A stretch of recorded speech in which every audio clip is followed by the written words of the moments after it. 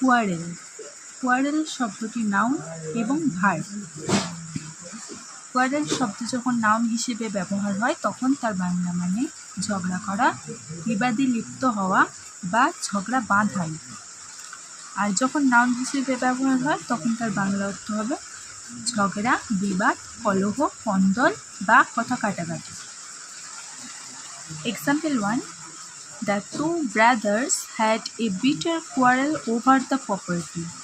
The two brothers had a bitter quarrel over the property. অর্থাৎ সম্পত্তি নিয়ে দুই ভাইয়ের মধ্যে এক মারাত্মক বিবাদ হয়েছিল। Second example. They always quarrel about small matters. They always quarrel about small matters.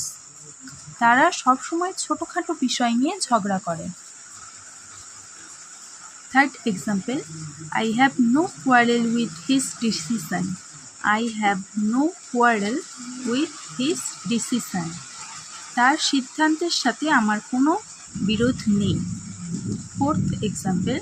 Please stop quarreling and make peace. Please stop quarreling and make peace. দয়া করে ঝগড়া করা বন্ধ করো এবং মিলমিশ করে নাও। হ্যালো বন্ধুরা, আজকের ভিডিওটি এই পর্যন্তই। আশা করি আজকের ভিডিওটি আপনার ভালো লেগেছে এবং আপনি নতুন কিছু শিখতে পেরেছেন। যদি ভিডিওটি আপনার কাজে লেগে থাকে তাহলে প্লিজ একটি লাইক করুন, কারণ আপনার একটি লাইক আমাকে পরবর্তী ভিডিও তৈরির জন্য অনেক উৎসাহ দেয়। আর আজকের ভিডিওটি নিয়ে যদি কোনো প্রশ্ন থেকে থাকে বা পরে কোন বিষয়ের উপরে আপনি ভিডিও দেখতে চান তা অবশ্যই কমেন্ট করে জানান। আমি প্রতিটি কমেন্ট পড়ার চেষ্টা করি। আপনার সেই সব বন্ধুদের সাথে ভিডিওটি শেয়ার করুন যারা ইংরাজি শিখতে চায়। আর হ্যাঁ, আমার এই পরিবারের সদস্য হতে এখনই সাবস্ক্রাইব করে পাশে থাকা বেল আইকনটি প্রেস করে রাখুন, যাতে পরবর্তীতে কোনো ভিডিও আপনার মিস না হয়। Thank you.